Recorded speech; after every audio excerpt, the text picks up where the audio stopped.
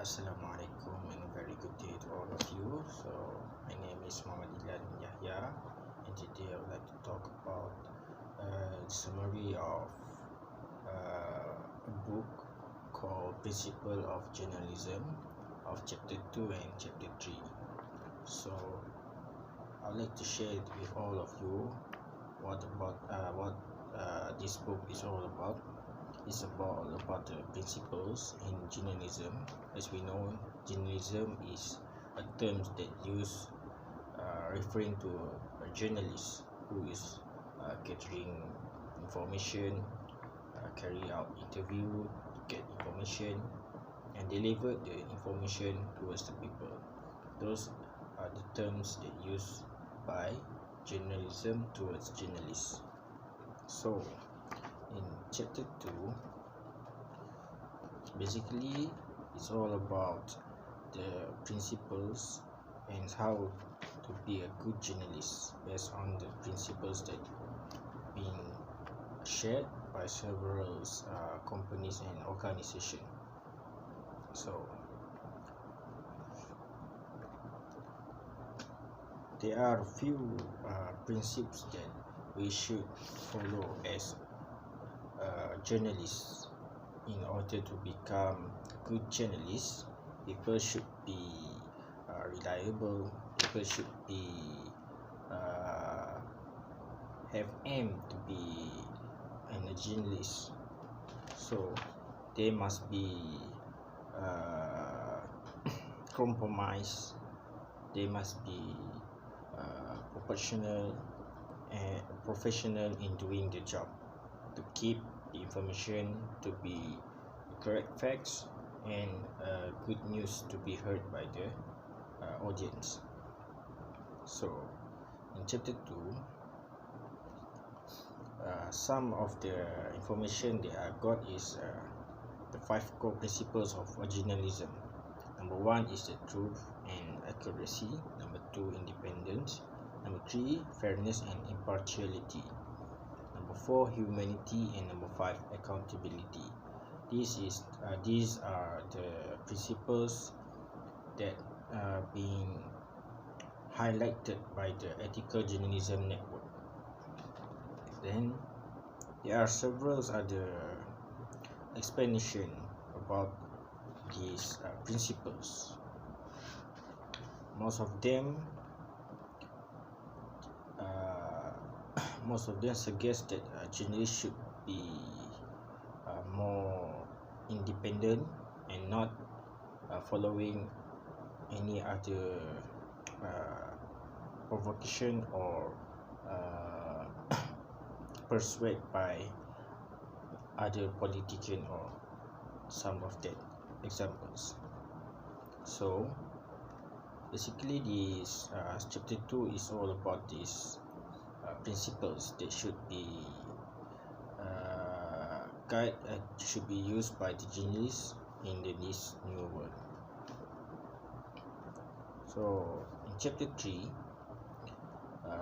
the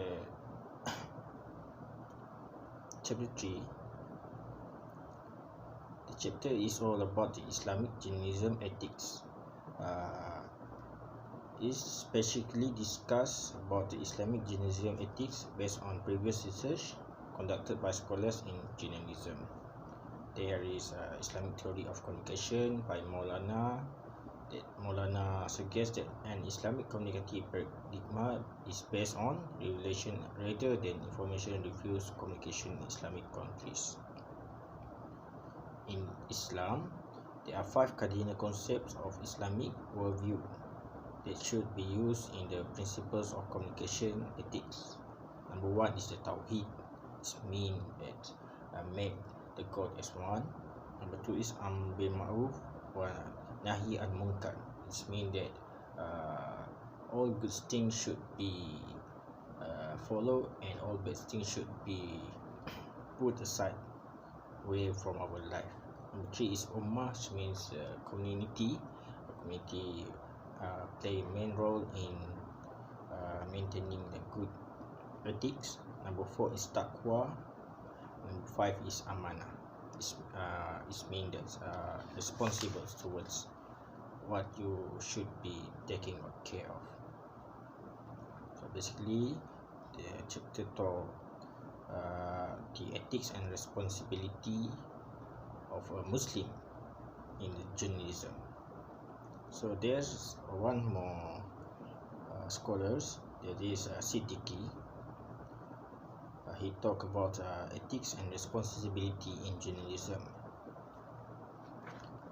Said that existing cause of media ethics and analyze their impact on mass media practice. There are several scholars also that suggest best ethics to be in journalism. It's where this Pitak and Setiono they suggest that journalists should be more sensible with Islam identification, so that the Muslim could gather better information.